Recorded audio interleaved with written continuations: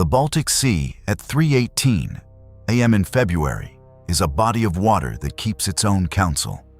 The shipping lanes that thread the Gotland Basin run through some of the densest maritime traffic corridors in the world. Ferry routes, container lanes, tanker approaches, fishing grounds, layered on top of a seafloor that the two world wars have decorated with an estimated 80,000 unexploded ordnance items, ranging from contact mines to chemical weapons canisters. In water that averages 54 meters depth across the central basin and shallows rapidly toward the Swedish and German coasts. A ship that loses its navigation capability in the central Baltic is not simply a ship without a chart. It is a ship in a populated intersection without the ability to see traffic, read signs, or determine its own position with certainty. The consequences of positional error are not gradual. They arrive at the speed of a 9,000-ton ferry on a fixed route that has not seen a disabled warship in its lane. USS Donald Cook makes 19 knots on a southwesterly heading, 112 nautical miles east-northeast of Gotland, transiting the Gotland Basin after completing a freedom of navigation operation in the eastern Baltic. She has been in the Baltic for 11 days. The transit to Kiel is straightforward. The route is known. The chart is loaded. The GPS position updating at 1-second intervals confirms the ship's position to within 3 meters. Navigation in the Baltic is an administrative function at 3:18 a.m., not a demanding one. The watch team has the competent alertness of experienced sailors conducting a routine transit. The P-800 Oniks that the Baltic Fleet's coastal battery fires has been tracked by the Cook's SPY-1D radar since launch. 160 nautical miles to the northeast. The Oniks travels at Mach 2.5 in cruise phase and accelerates to Mach 2.7 in its terminal sprint. The Cook's Aegis engages with 2 SM-6 missiles. The first SM-6 intercepts the Oniks at 34 miles. The intercept is within parameters. The proximity warhead detonates at 9 meters, and the Oniks airframe begins to fragment. The second SM-6 engages the largest fragment at 12 miles and achieves a secondary intercept that further disrupts the debris field. What arrives at the Cook at 3:18:41 a.m. is not a missile. It is a cloud of high-velocity steel fragments, each carrying a portion of the Oniks's kinetic energy budget, distributed across an arc of approximately 40 degrees centered on the original missile bearing. The cloud crosses the Cook's topside simultaneously. No single fragment is large enough to trigger the CIWS because the CIWS radar is looking for missile profile targets, not a distributed debris cloud. The largest fragment, approximately 28 kilograms, strikes the Cook's port bridge wing and upper superstructure at an angle of approximately 30 degrees from horizontal, traveling at approximately Mach 1.1. It tears through the bridge wing aluminum structure and impacts the aft face of the forward mast assembly before its kinetic energy is absorbed by the steel mast structure. The forward mast assembly of an Arleigh Burke-class destroyer carries the SPY-1D radar array, already degraded in the fragment cloud impact, 3 radiating elements sheared from face 4. The GPS antenna array, a 12-element patch antenna assembly mounted at the forward mast crown. The TACAN navigation beacon antenna, the inertial navigation system's external reference antenna, and the ship's primary VHF navigation communications antenna. The 28-kilogram fragment does not pass through all of these. It passes through the GPS antenna array and the INS reference antenna. The GPS antenna assembly is a precision instrument requiring mechanical alignment to within 0.1 degrees of its nominal orientation. The fragment impact has rotated the assembly approximately 14 degrees off its mounting axis and severed 2 of the 12 patch elements. GPS position output ceases at 3:18:42 a.m. The inertial navigation system's external reference antenna, which the INS uses to correct accumulated drift error, is severed by a secondary fragment that struck lower on the mast at 3:18:42 a.m. The INS continues to operate on its last known reference position, projecting its own position estimate by integrating accelerometer and gyroscope data without external correction. This is normal INS operation. The system is designed to project position when external references are unavailable. The design specification for the INS drift rate without external correction is a position error that grows at approximately 0.5 nautical miles per hour of unaided operation. At 0.5 nautical miles per hour of drift, the INS positional error reaches 0.5 nautical miles in 60 minutes, 1.0 nautical miles in 2 hours, 1.5 nautical miles in 3 hours. The Cook is in the Gotland Basin, where the shallowest water within 40 nautical miles of her current position is approximately 30 meters, safe for an Arleigh Burke's draft of 9.4 meters at any position within that radius. The INS drift is not immediately dangerous, except that the Cook is not going to remain stationary in the center of the Gotland Basin. She is transiting at 19 knots toward the southwestern exit of the Baltic, toward the German Bight, toward the approaches to Kiel. In the next 12 hours of transit, the route passes through the Arkona Basin, where the depth shallows to 45 meters in the navigable corridor and less than 20 meters in the off-track areas. It passes through the Fehmarn Belt, where ferry traffic from Denmark to Germany is continuous, and the navigable channel is 3 nautical miles wide. It passes through the approaches to Kiel Fjord, where the buoyed channel is marked for a reason. An INS position error of 1.5 nautical miles in a 3 nautical mile wide ferry channel is not a navigation problem. It is a collision problem. In CIC, the navigation plot officer is working the problem at 3:19 a.m., 19 seconds after the fragment impact. The GPS has given its last fix. The chart display on the ECDIS is frozen on that last fix position, stamped with the time 3:18:42 a.m. The ship has moved since 3:18:42 a.m. At 19 knots for 19 seconds, the ship has traveled approximately 120 meters. 120 meters is trivial in the Gotland Basin. It is not trivial in the Fehmarn Belt in 4 hours. The navigation plot officer's report to the officer of the deck is precise and alarming. GPS is offline. INS is operating unaided. ECDIS is showing last GPS fix. Current position is estimated, not confirmed. INS drift will begin accumulating immediately. The officer of the deck orders speed reduced to 10 knots. Not because 10 knots solves the problem, but because slower speed buys time for whatever the solution is. And time is the currency of navigation emergencies. The reduction also reduces the rate at which position error translates into geographic consequence. The second element of the damage picture arrives at 3:19:15 a.m. when the electronics technician conducting the post-impact topside assessment reaches the forward mast and reports GPS antenna assembly has sustained direct fragment impact. Assembly is off-axis by approximately 14 degrees and 2 elements are severed. TACAN antenna is also damaged. The coaxial connection at the base fitting is severed. INS reference antenna is severed at the cable. Mechanical assembly intact.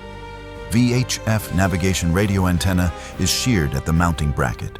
The list of what is gone: GPS, TACAN, INS correction feed, primary VHF nav radio. The list of what remains: the INS itself, functional but drifting. The magnetic compass, accurate but resolution limited. The depth sounder, operational. The ship's radar, operational, including surface search capability. And the AIS receiver, operational. Other ships transmitting AIS data are visible. This is the inventory the Navigator works with, beginning at 3:19:30 a.m. when she arrives in CIC from her sea cabin and takes over the navigation problem. She has been a surface warfare officer for 14 years. She has her surface warfare designation and her qualification as officer of the deck. and she has never navigated a warship in the Baltic without GPS. Neither has anyone currently aboard the ship. GPS has been operational for the entirety of every crew member's sea service. The skills she is about to employ, position fixing by radar ranges and bearings, combined with depth sounding and position projection from a known fix, exists in her qualification record and in the training syllabus and in the sailing directions for the Baltic. It exists as knowledge. She is about to need it as practice. She does not hesitate at the navigator's workstation. She does not ask for confirmation that the GPS is truly offline or wait for someone to verify that the ECDIS is not going to self-correct. She has read the picture from across the space. The ECDIS timestamp is frozen. The GPS status indicator is red. And the INS drift counter in the corner of the navigation display is already showing 0.09 nautical miles of accumulated error. These are not ambiguous readings. She opens the chart flat on the workstation, picks up the pencil, and begins. The magnetic compass reads 243 degrees. Speed over ground, as reported by the ship's speed log, is 10 knots. Time since last GPS fix, 47 seconds. Estimated position, the last GPS fix position. Offset 47 seconds worth of 19-knot travel on a bearing of 243 degrees before the speed reduction. That offset is approximately 460 meters in the direction the ship was traveling. She plots it manually on the paper chart that the navigator's workstation always carries. Not because digital systems fail, but because they do. The paper chart is there. It has always been there. She calls up the radar picture. The surface search radar, operating normally, shows land at the distances and bearings she would expect from Gotland to the northwest and the Swedish coast to the north. She takes 2 radar ranges on the Gotland coast, picking identifiable coastal features from the radar return and comparing them to the chart. A prominent cape on the Gotland southwest coast gives a range of 74.3 nautical miles. A second coastal feature gives a range of 81.1 nautical miles. She plots the 2 range arcs on the chart using a pencil and a drafting compass. The intersection of the 2 arcs gives a position. She notes the time, 3:21:44 a.m., 3 minutes and 2 seconds after the last GPS fix. The radar fix position differs from her estimated position by 0.4 nautical miles. This is acceptable for a 3-minute position estimate in open water. She annotates the chart and enters the time, the fix method, and the estimated accuracy in the navigation log. She will update this position every 15 minutes using radar fixes, as long as sufficient coastal features are in radar range. The Gotland coast will remain in radar range for approximately 4 more hours at current speed. After that, the ship will be in the open southern Baltic, and radar fixing will require the Swedish and Danish coasts to the west, which will be further but still detectable. At 3:22 a.m., she makes a report to the commanding officer. Captain, I have a manual radar fix from 2 points on the Gotland coast. Position confirmed within 0.4 nautical miles of estimated position. INS is drifting. I will maintain radar fix updates every 15 minutes. I recommend we continue the transit at reduced speed of 10 knots to maintain fix accuracy and reduce exposure to positional error in the constrained water ahead. I also recommend we contact Maldives Baltic and establish AIS monitoring with civilian traffic to maintain traffic picture. The commanding officer approves both recommendations. The AIS receiver is the second navigation tool that the Navigator activates. The automatic identification system broadcasts position, course, and speed of commercial vessels equipped with AIS transponders, which in the Baltic means virtually all traffic above a certain size. The AIS receiver on the Cook is operational and showing 23 vessels in the surrounding ocean area, each with a position, course, and speed that are GPS derived from their own AIS transponders. The AIS data from commercial vessels can serve as a reference for relative position. If the Cook knows its range and bearing to a specific commercial vessel, whose GPS-confirmed AIS position is known, the Cook's position can be computed from that data. This is not a standard navigation technique. It is a reasonable adaptation of available tools in a non-standard situation. The Navigator identifies a large container vessel, transiting northward approximately 18 nautical miles to the west, with an AIS broadcast position updated at 3:21 a.m. She takes a radar range and bearing to the AIS contact. Range 17.8 nautical miles, bearing 268 degrees. From the AIS position and the range bearing measurement, she computes the Cook's position by back calculation.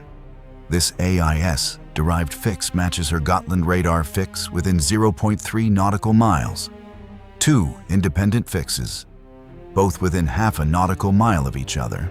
She is not navigating blind.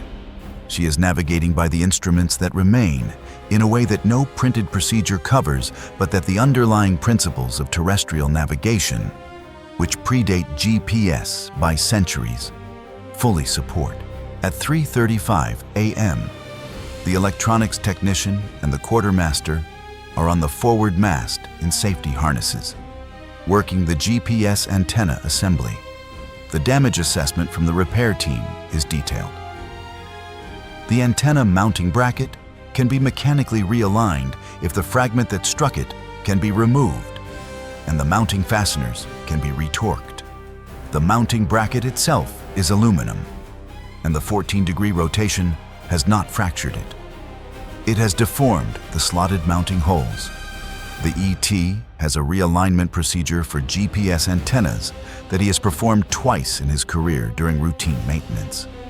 He has never performed it at 3:35 a.m. on a mast with fresh fragment damage in a 15-knot Baltic wind at approximately 6 degrees Celsius.